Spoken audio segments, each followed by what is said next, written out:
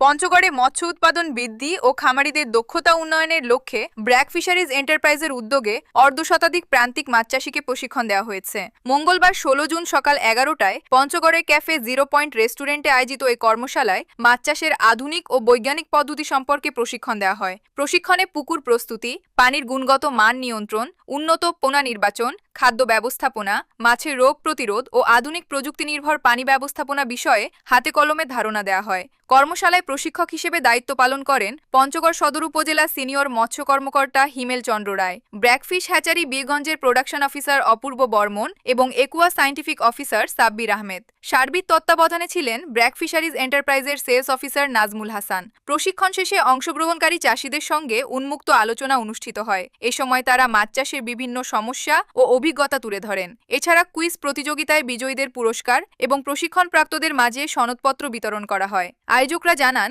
মৎস্য উৎপাদন বৃদ্ধি ও গ্রামীণ অর্থনীতির উন্নয়নে ভবিষ্যতেও এ ধরনের প্রশিক্ষণ কার্যক্রম অব্যাহত থাকবে।